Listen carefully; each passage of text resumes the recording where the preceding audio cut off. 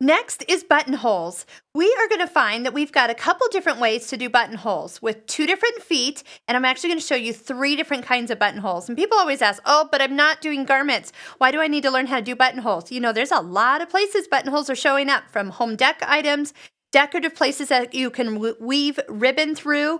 How about 2 of them side by side for a drawstring pair of pants or a drawstring bag? It's a great place for anything that's got to roll through back and forth. What if you wanted to do something with a shower curtain area where you want to hook those on those rings at the top, and all you'd need is buttonholes. It's super easy. And with a couple tries here, you're going to see why you will love them when you see how to do them.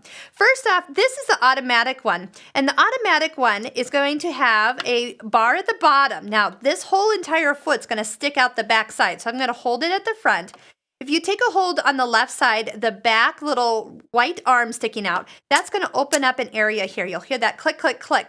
This part is where you're going to take your button and actually insert it and then snug it up into the back of the buttonhole foot. This is going to make the buttonhole that exact size. So when you put it on, go ahead and slide it all the way in. Sometimes I'll use the lift of the foot. I'll push it up higher than needed and then bring it into that center area and then slide that onto place just like you do with your other feet.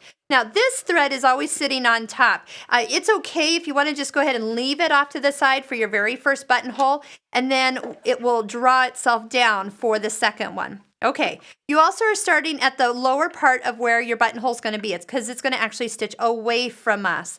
While we're down here, I'm going to go ahead and just set it down where our first stitch is going to take. Back behind the needle threader, if you look underneath, there's a lever, another lever that's going to come down. It has a picture of a buttonhole on it.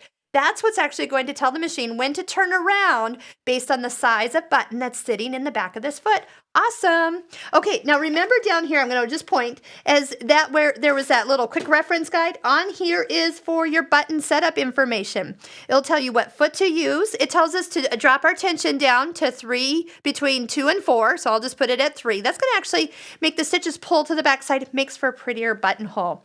Stitch length. 0.5. So somewhere between the 0 and 1, you're going to do a test run, see which one is properly set for the thread thickness you're using, and your stitch width is at 5. When you pick the buttonhole stitch, you're going to come past your 1, go all the way over and to the buttonhole picture.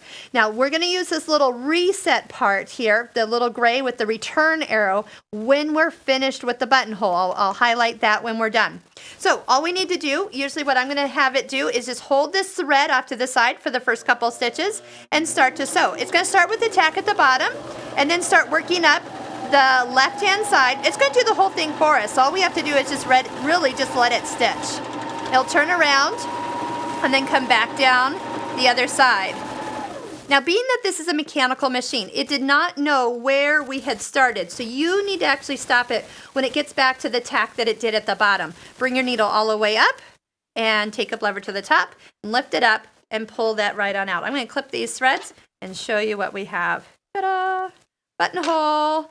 Super easy. If you want that a little bit tighter, you can shorten the stitch length. If you want it a little bit looser, you can make it a little bit longer. Now that thread that was on top is actually drawn down and underneath. And if you like that setting, all you need to do is just go ahead, position that right back in there and stitch again. Oh, not yet. We do have to do the reset button because the machine still thinks it's coming back down that right leg. Listen to the distinctive click you're going to have when you reset it. Click and back. Bring it back to the buttonhole stitch. Now it knows, oh, you're ready to do the next one. So it'll start off with a little tack at the bottom, and then it'll roll up the side, turn around at the top, and come back as it's needed. You can practically do this with your hands in your lap. Bring that needle up and trim your threads off. Ta-da! Okay, that's the easiest one. So that foot has the ability to do buttonholes. Go ahead and slide that off. Send that little lever back up. There we go. To do buttonholes about 1.25 inches long. So if you do find yourself with bigger buttons, you do need to switch to a different foot. I always like to store a little button in this foot. Then that way when I get back to it, could be 6 months or a year later, you're like, oh yeah, I remember I have to put a button back there. So that's how my buttonhole foot always looks when it's stored away. All right. The other foot that came with your machine is the foot C. Now this doesn't have any automatic features, so if I needed to make a buttonhole that was longer than what I could do with the automatic one, this would be what I will use. This is going to be in the same concept where we're going to draw 2 lines, a start and an end point that we will use to turn around. I'm going to put it on the start point.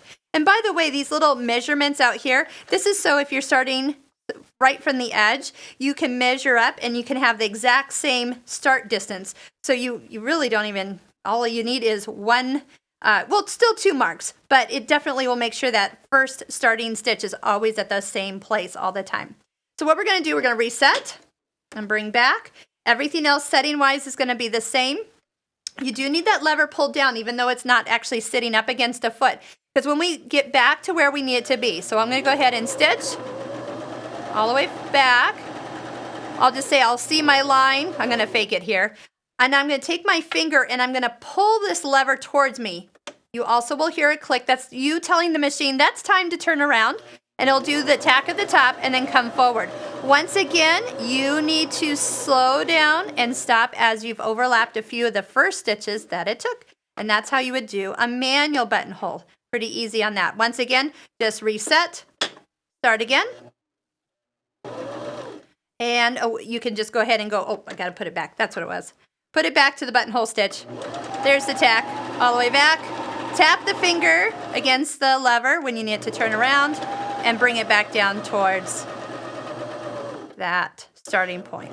You can also do a corded buttonhole. Now, a corded buttonhole is when you actually take some cord and lay it behind or underneath the back part of the buttonhole foot. You'll notice they both have this little nub out the back. And the cord will come over and under and then up through the front. And see how it'll lay in there kind of parallel to what you're working with? And then the stitching will go over it and give it a very nice filled in look, and it also stabilize the buttonhole, especially on stretchy fabrics or something very heavy. So that's how it's going to look like. I'm going to actually use the manual buttonhole foot here. Still have that little lever pulled down. Put our threads underneath our foot here. I usually like to get this positioned, then put the cord around the back of the foot. Everything else can fairly stay the same. Oh, slide that underneath. If anything, you might make the stitch length just a little bit longer because it will kind of, if it's too close, it can actually pile up because you're adding some extra thickness down here. So we'll just go ahead and see how it looks. We're going to go ahead and start with that little tack at the bottom, and it will travel up the cord. It's kind of dragging one side away from it. So just to go ahead and do as long as you want, tap the little button to tell it when you want to turn around. And then it'll come right back down the other side, covering it up. Stop there. Needle comes all the way to the top. Reset now, just so you're already back to do your next one. But look at what we're going to see next. We're going to find that, I'm going to clip our purple threads away. We can see. Okay, so this little extra loop that's sticking up, we can give it a little tug and it will disappear down into the satin stitching. All the way, just pull until it goes away, and then you take your scissors and trim the cord off here. You really don't need to worry about those. Once you give them a little pull, there you go. Now, to open these up, a really sharp pair of scissors. A seam ripper is not recommended because you always are worried you're going to go too far. And then also there is a buttonhole cutter that consists of a block of wood and a chisel that will cut these open perfectly. I always like to put a little fray check on my buttonholes before I actually open them up. Let it dry for about 5 minutes and then they won't fray at all after they've been cut.